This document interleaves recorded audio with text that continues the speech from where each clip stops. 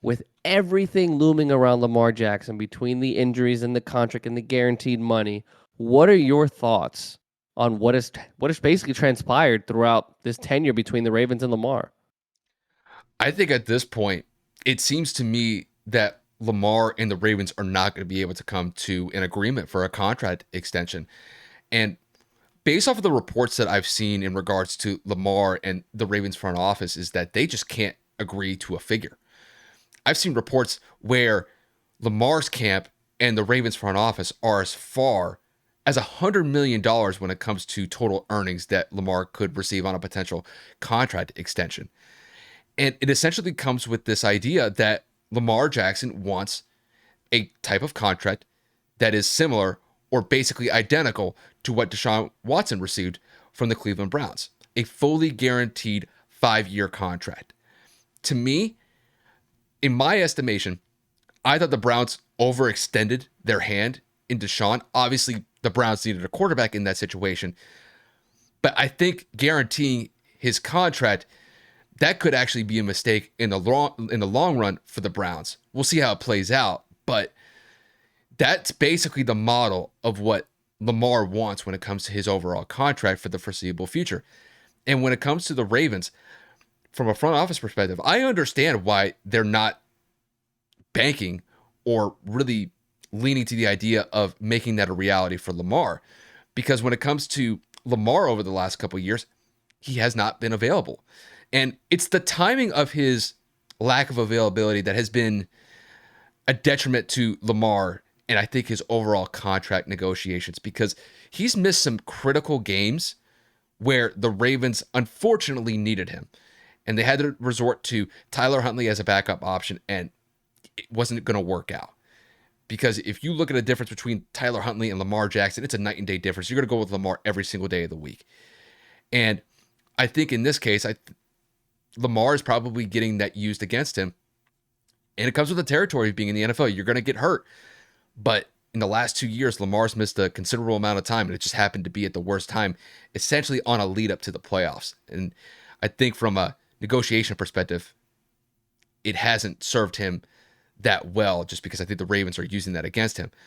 But when it comes to Lamar, Lamar is a top tier quarterback in the NFL. He can pass the ball effectively, he can run out of the pocket. Everybody knows that Lamar is one of the most athletic quarterbacks in NFL history. Arguably, you could say he's the most athletic quarterback we've ever seen in NFL history.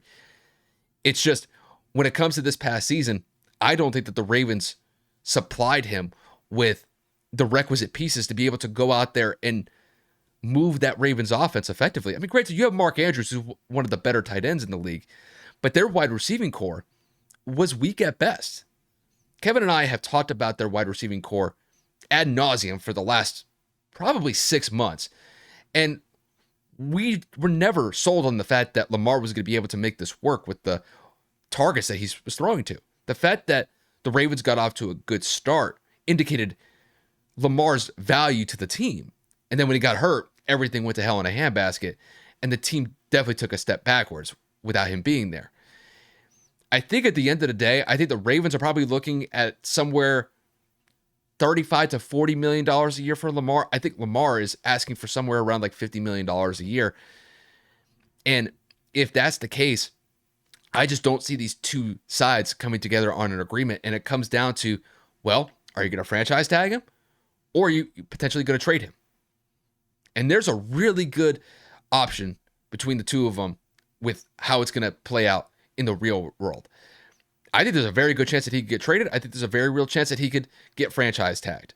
I think as we go farther along the way and there's no agreement whatsoever or even a step of progress, I think there's a very good chance, more than likely, that he'll get traded instead of franchise tagged because there's a real possibility that if he gets franchise tagged, he'll hold out. And the Ravens probably don't want that drama going into the season. So when it comes to, I see this scenario playing out or this whole situation playing out, the Ravens have not helped themselves by what they did with Lamar the last season by not giving him the requisite pieces. And I think that Lamar's camp has completely gone over the top when it comes to their contract negotiations. But I understand where it comes from. But if Lamar's thinking that he's going to get a guaranteed contract, a fully guaranteed contract. That's just not going to happen. And more than likely, there's a real possibility that he might get traded. And we'll see where it goes. This whole situation has just blown out of proportion over the last 2 years, right? First, Cleveland goes out and gives Deshaun Watson a fully guaranteed contract. That is the stem, that is the root of all this evil. Is the Cleveland Browns, and they go and they break the quarterback market. They do the thing that no one has ever done and give somebody a fully guaranteed contract in the NFL, especially at the quarterback position.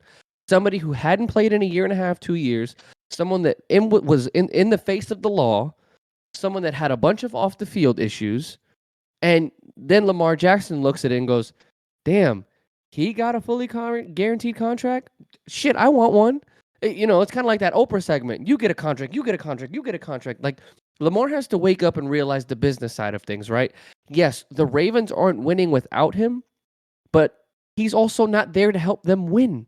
It's almost like he's being unrealistic to this point. Like, I understand him wanting a fully guaranteed contract so he can solidify his future, provide for his family, and if he were to get hurt again because he is a mobile quarterback, they wouldn't be able to take a percentage of that away. I get it. The security of it, all of it. I respect it. I really, really do. If Lamar was available for the last 2 years and they fell short in the playoffs and they couldn't win because of the receiving core, or he had only gotten hurt 1 year out of the last two, you can make the argument for it. But like Kyle said, it's when he gets injured that just happens to suck. It is always to a point where it's right before the postseason or an extended period that leads into the postseason. And in this case, I believe firmly if the Ravens had Lamar, they would have beat the Bengals. And obviously, with the Bengals going into who did they play after that? The Bills. I think that the Ravens could have very well beat the Bills because the Bills weren't performing that way either. So it's like I think that Baltimore could have eventually gotten to an AFC championship against the Chiefs. And we all saw how close that game was. So again, the point of what I'm getting at is if Lamar was available the last 2 years, I would understand how he's not willing to let go of this fully guaranteed situation. But he has missed over 15 games in the last 2 years, and an NFL season is only 17. You have to understand, bro. If you're not available to collect your check, how in the hell are they supposed to give you a check that you're going to get for the remainder of a 4 or 5 year deal without any punishment? You can't do that. His argument is, look, if I'm not here, you guys lose.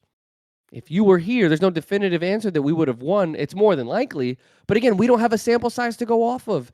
Ever since his MVP season, Lamar Jackson has not been available. That's it. It's not the Kyrie situation in the NBA where he's choosing not to. He's just injury prone. It comes to the territory. You're the fastest quarterback in the NFL. You're the most mobile quarterback in the NFL. You have the most rushing yards in NFL history for a quarterback in a single season. It is going to happen when your offense is